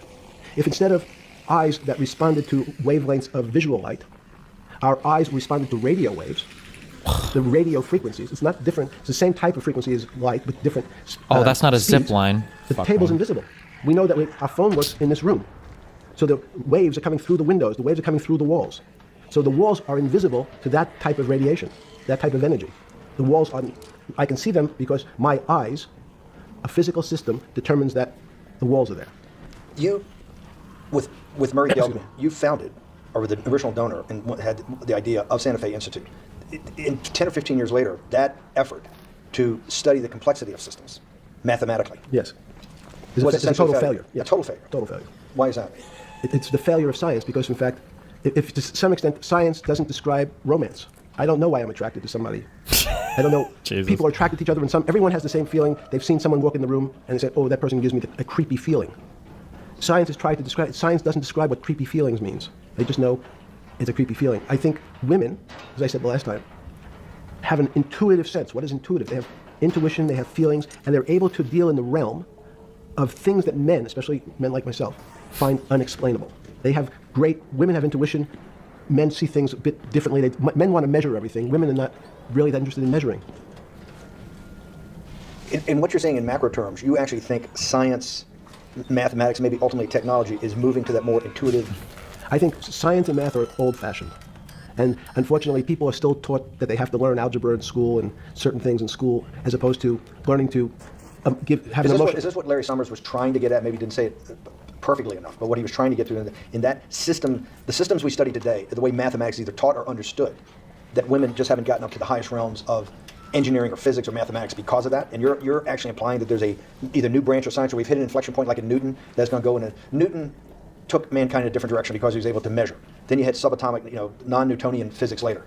Are you saying that you think there's another developing field that's coming up that may take us, I don't know how many decades to get our hands around, but that's what's evolving out of this? Yes. Yeah. In fact, I think that mathematics, it's not the end of science. Every year someone says it's the end of, we can't discover everything. There's lots to discover with relationship to the physical world, but we know a lot already. In respect to the unexplainable world, we almost know nothing. That women, again, sense it. And instead of Larry Summers, I won't digress too much, but Howard Gardner early on said, there's not one form of intelligence. It's not mathematical intelligence. There's emotional intelligence. There's kinesthetic intelligence. There's this argument that I reject that black people are less intelligent than white people. It's not true.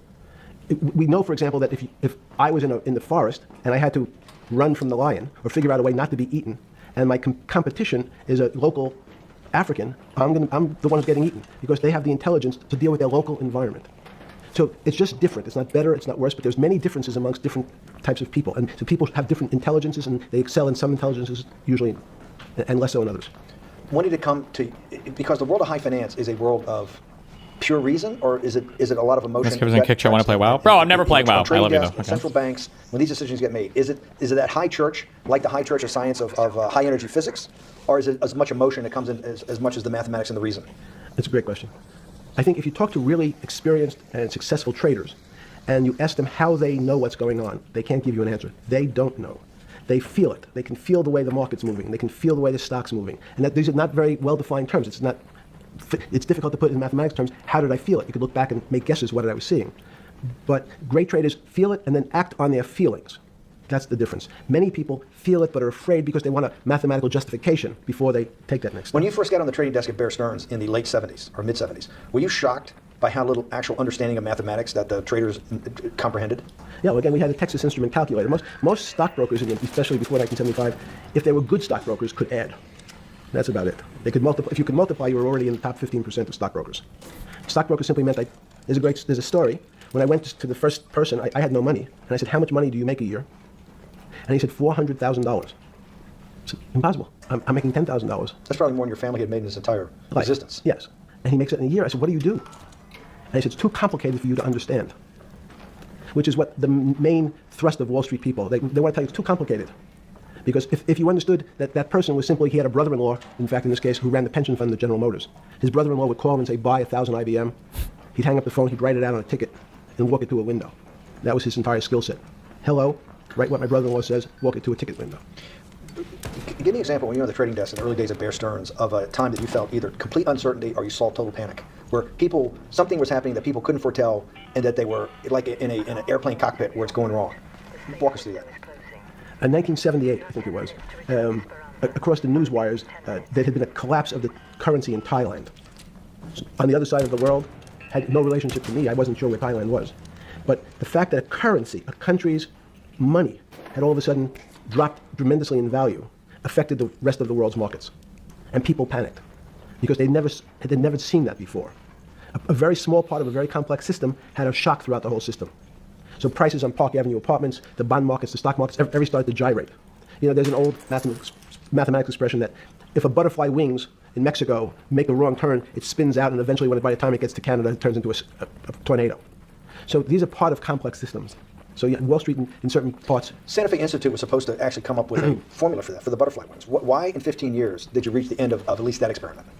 Every attempt to, that's why it's so exciting now, because I think certain people are starting to realize that there's so many things that are unexplainable that we have to think about them differently. Music is a great example. It's a common man's example. You know when you hear a certain song, it makes you feel a certain way. Cool, what's up? I was like, just in case that body was here before I got here. It's like, same thing with that body up there. I was like, I'm just trying to lead safely. Oh, they died fighting each other. How cute. I wouldn't be surprised. Should I kill them? I feel like I should start killing people who have their guns out. Like, it's so rude. I feel like you should know. And I feel like they're gonna kill me.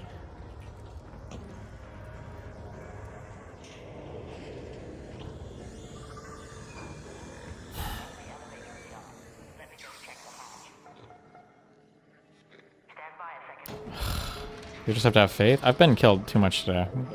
I'll push the button, I got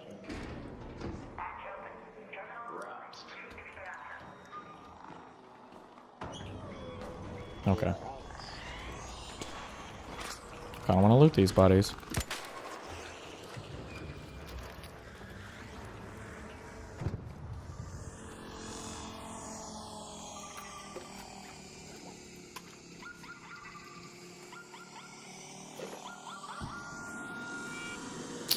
Oh boy.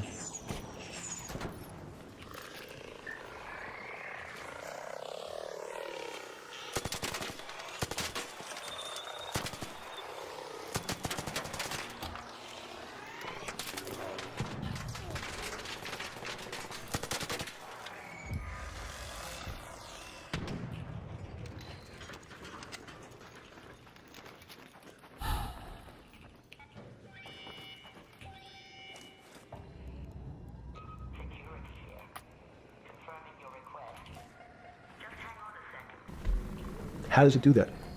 We don't know. We can't mathematize it. And even that music, Steve, nowadays we compress music. When you have a violin, it's compressed onto your iPhone. So what does compression mean? I'm taking lots of information and I'm cutting it into lots of pieces and squishing it together. And when I squish it or compress it, I have to take out lots of pieces, but I say that they're not very important pieces. It's those pieces that we take out when we compress data, to me, are the most interesting parts of life. You just said a while ago, so part of this new search for science may go back to when people were actually talking about a soul, and you said there's no doubt in your mind that there is a soul. Describe for me what you mean by that. What do you mean by soul? What do you mean the soul different than the physical analog body that we're seeing on film right now? It's difficult to describe in words. I mean, I'm not a poet. Poems get a little closer to what that really means. But even the concept of what is life becomes complicated when you deal with plants and seeds. Is a seed alive? I don't know. Certain people say, no, it's dead. When you're a banana, one of my favorite examples is the banana that's sitting on the countertop in your kitchen today. Is it alive or dead? What do you think about human life? Tell me about human life. But your banana is alive. That banana is breathing. It's on your. You say that's impossible, Jeffrey. No, it's not. Is the banana conscious? All these words. These are words. So everyone's trying to fit a very complicated concepts into a very small box called conscious or alive. These don't fit in that way. So if you put your banana in a bag and put another fruit in with it, the fruit ripens faster because the banana breathes with it. That's how we don't understand most of those things. So you asked the big question. Sorry. You talk about the life. What about human life? What about it? Tell me what do you think? What do you think human life is? It's a miracle. It's a miracle. And when I say miracle, I can't explain it, and I make no attempt to explain it at the moment. We don't know how to think about it. And anyone, again, another one of the Feynman quotes when he was talking about quantum physics. He said, anyone, Jeffrey, who says they understand quantum physics and quantum mechanics and quantum behavior, you know they're lying. Let's talk about it. That's post-Newtonian. Talk about what's the difference. Who founded quantum mechanics? Why is quantum mechanics taking Newtonian physics and taking it to the next level? It forms a much broader category. Let's go back to this desk. You use the thing of Newton using this desk. Why can't Newton's theory explain everything? Why did subatomic quantum mechanics or quantum physics have to come in to explain this? Well, so let's go right back to square one. Why is it called quantum physics? So quanta is a word that simply means packet, small amount. So it's quantized. So when we recognize that this table appears, another very complicated word, solid to us, it's really made up of molecules or atoms. And atoms, we've given lots of names to some of the behaviors. If you were in school, when you and I were in school in the 50s, the model was a little center thing in the middle, and an electron went around and around it. It was seen as a ball that went around and around it. And as we start to look at, say, well, let's see what this ball looks like. I want to be able to examine that little thing called an electron. We found that there was nothing there. There wasn't a thing. It was simply a cloud of energy that we can call an electron. So we already started to see mysterious things as we go into very super small quantities, quantum physics. So quantum physics started to go into the very small, and at very small distances, we see things that we can't explain, just cannot explain. How am I doing on time? 4 minutes. Fine. And to summarize, no, sorry. Let's go back to human life. When do you think human life starts? It's not these. So you see, this is the question. You're asking me to measure something again. It's the disease. It can't be measured. You just hate making commitments. That's why I'm not married. I'm peeling this onion back a layer at a time. All your bullshit and happy target can't be measured like that. Is that to say measure it's a commitment? You don't even like a commitment when you answer a question. Is it saying in golf, commit to the shot? I don't know what it means to be measured. You do know what it means to be measured. You're one of the leading currency traders, hedge fund guys, or stock market financial wizards. You're in the high priesthood of high finance. You certainly know how to measure. That's why you're a billionaire. Any other answer besides that is total and complete bullshit, and you know it. I know very few things. You know things to be measured. You measure every day. You weigh and measure every day. You weigh and measure people. You weigh and measure leaders. You weigh and measure economies. You weigh and measure politics. It's a very you weigh and measure. Hang on. Your whole life, in fact, is measuring. So what you've now done is a great thing. Is you've used the word measure, a mathematic term, in the common vernacular and abused it. So I don't even recognize what it means. It's so abusive to my field. Why? Let's go. In mathematics, measure means what specifically? There's no specific. Hi, what's up? Hey, I just wanted to ask if you saw the Alito retirement theory. No, why? The Supreme Court term starts the first week of October, and his book is set to release the first week of October, or at the beginning of October. So it seems like he's either planning on being on a book tour when the Supreme Court comes into session, or he's planning on not doing a book tour. And I feel like you wouldn't release a book if you were gonna not. How do we know a book is it like planned? Is this like a thing that's... Yeah, he announced his book coming out in early October. Yeah. That would be 4 for Trump. Yep. No shot, right? How old is As soon as Alito? 75. Okay. No way. Yeah. But maybe. Yeah. Has any super smart people talking about this and they agree? They're like, yeah? Or is this like just people just reported the book tour now? Some people are speculating. I mean, it's kind of speculation based on the data alignment. I know the Strict Scrutiny podcast girls were talking about it. I don't know if you know them at all. Everybody should start speculating. Everybody should start encouraging Alito to retire so that Trump can get another pick. I heard this with Steyer, I think, and with RBG, that the thing that a Supreme Court justice hates more than anything else in the world is being told when they have to retire. So everybody should tell Alito that he needs to retire, and good job for retiring so Trump gets another pick so that he sticks around because he's stubborn. Or maybe. God, that would suck, dude. Jesus. Well, okay. Yeah, he announced the book, and I mean, it's for speculation right now, but I mean, like Amy, like she just had her book come out, but she did the book tour and everything. She scheduled it properly, like so she could do the book tour when they were out, when they were out of term. But like him scheduling his book release right when the term starts, I'm like, wait a minute. Maybe it'll get redone or something. Who knows? Not planning on being in the seat when the term starts? We'll see. Well, and then also like October, right? Like right before I assume they all know they're going to lose control of Congress, right? So like dropping it right before you lose control of Congress. Well, Yeah. Weird. Oh my God. Eileen Cannon. There's no world where that happens, right? I was thinking Bove. That'd be right. Bove? Which one is that? Was he the attorney or deputy AG? He was the one. He was the one that there were the leaks of him like telling the DOJ guys to ignore court orders from judges when on the Alien Enemies Act deportations and stuff. King. Okay. Yeah. Oh. But I mean, it would be horrible regardless, right? He's gonna put a psycho in the seat. Is it 50 or 60 for confirmation on that? 50, I think. Well, we'll see what happens, I guess. Oh yeah, boy. No, not good. All right. Well, I just want to see if you had heard the rumors. Damn. But well, apparently I'll on see you Friday. Polymarket it's 40% right now, or 37% right now that there'll be a Supreme Court vacancy this year. So Jesus. Yep. Well, I mean, yeah, if they're gonna do it during Trump's term at all, it needs to be now. Probably, yeah. Okay. Yeah. Well, yeah. All right. Well, I'll see you Friday. Yeah. Have a good night. Bye. See you. Bye. It's an approximation or giving something a number. If Einstein We're said, not asking you to go to the ninth decimal point. No, oh, you didn't say that before. No, you're not going to the ninth I don't decimal even, if I say measure, how tall are you? You'd say, in your case, 6 foot. 6 feet. But is it 6 foot 1 inch? Give or take. It's between 5'11" and 6 feet. But what's that? But I want. So the question is, I want an It's accurate. I got Zeno's paradox. I don't even know what it means to measure you. Am I measuring the top of your hair, the top of your skull? And the finer, the more. You're being rabbinical. This is like. I shake my beard off. I used to be rabbinical. No, my point is, isn't that going through the Torah where you're parsing every definition? No, so, however we broadly define measure, your life literally is about measurement, is it not? It's about putting numbers on things so that I can try my best. You can call it whatever you like. If that makes you feel better. What did you know? No, I want to make you happy. Back to your scientific inquiry. No, even a number. People don't. A number is a complicated When did thing. you come to this When did you come to this aha moment? Was it when it was in your solitary confinement, when the biggest financial crisis in world history was going on, in your 7x9 jail cell with your metal bed and your 2 brushes because you were a trustee with the brown uniform on, trustee spelled wrong? Is that the moment of clarity that you had about science and Newtonian physics and everything that we can measure is really not going to be the way we go forward? It's going to be some much more esoteric, emotional intelligence thing. Was that your moment of clarity?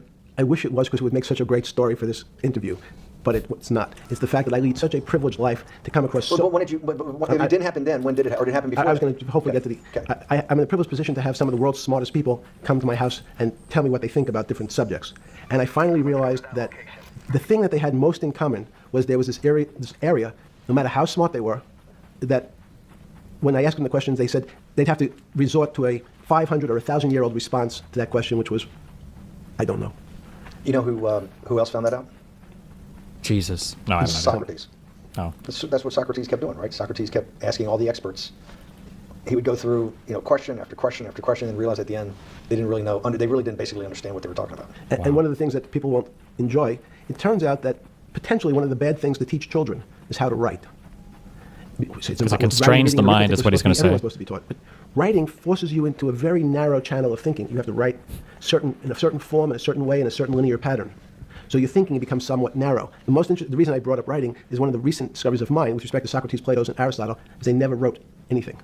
They spoke. Same. That's why I don't read either. Same. Who could wrote. Socrates could think. So that was. Jesus of Nazareth was the same way, right? Never wrote anything. Thank you, Jesus. I thought he was a carpenter. He was a carpenter. Didn't he need like little carpenters? I don't get that. But at least his written record. Right. One last thing. Sure. Thank you for having me to your house. Vegetable Let's juice. go back. Look what vegetable juice does. When did that? The beginning of that, was there any one aha moment in all these great thinkers? Did it happen before 2008? Was it after? That came up over, I know, many years, but when did you actually realize, hey, something new's got to be developed? Yeah, that's great. Is that because, again, I'm privileged enough to have people around me who've given lots of philanthropic gifts to institutions of higher learning. And when I said, the impact, how do you judge the impact of your giving? And we sat down and said, no really new ideas have come out. And I realized that, of course, it hasn't come out because we've been looking at using science and mathematics, and it's the wrong tool. It's obvious. Institutions that are set up and try to put forward knowledge and understanding and truth, should they take your money? Derek Bach at Harvard said taking money for good causes is a good thing. So if Hitler took all the gold out of the teeth of the Jews and said, I want to give this to Heidelberg University to fund the Leibniz chairs so that I can study high energy physics, Derek Bach would say that was fine? Again, these questions are questions where good people on both sides, like your Charlottesville, could differ. I don't know the answer. So tell us the two. Give us the two answers. The one answer why it shouldn't be, and then the one answer. Derek Bach says, "I'll essentially take cash from anybody because I got so many projects, so many good guys, and this is the way I'll do it." So I'm indifferent to where the cash comes from. Money's money, and if I got good guys, I'm the fiduciary that says these are good people, and this is good research. Okay, I'll take the cash from any source, including you. What's the other argument? Let me give you. I know in my case, Is your money dirty money? If you I just asked a question. Is your money dirty money? No, it's not. So in fact, Why is it not dirty money? Because I earned it. But you earned it. I earned it legally. We went back to this before. You earned Yes. it. You earned it advising the worst people in the world, right? That do enormous bad things, and just to make more money. So instead of asking me the question, should you take the money? Because I think it's a legitimate question. You think it's a legitimate question? Yes, no Why? question.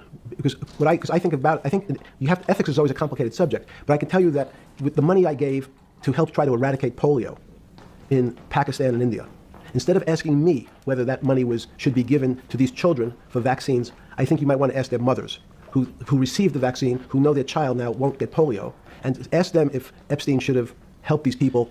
If we walked in, you're a mathematician. If we walked into that clinic where they're giving that money out to these people that are in the most dire straits of poverty and sickness, and told them that the money was coming from class 3 sexual predator? Tier 1. What's tier 1's the highest and worst? No, I'm the lowest. You're the yes. lowest. Okay, tier 1, you're the lowest. But a criminal. Yes. That the money came from. What percentage of people do you estimate? I understand you don't like probability. Do you estimate would say, I don't care, I want the money for my children? I would say everyone said I want the money for my children. Did they know where the money came from? I think if you told them, if I told them 100%. the devil himself. The devil himself said, I'm going to exchange some dollars for your child's life. Do you think you're the devil himself? No, but I do have a good mirror. It's a serious question. I'm sorry. Do you think you're the devil himself? I don't know. Why would you say that? Because you have all the attributes. You're incredibly smart. You remember the devil. The Somebody devil's knows what? the devil's brilliant. You read Milton's Paradise Lost. No, the devil scares me. Satan is at the number 1 or 2 archangel, and the reason he goes to hell and leads the rebellion is because he can't be the top guy. And his thing is, I'd rather reign in hell than serve in heaven. I saw that in a movie once called American Dharma. I don't remember who said it. Okay, you have to go. Okay, good. That was good. There, I watched this whole 2-hour Epstein thing. There, now you guys all... Okay.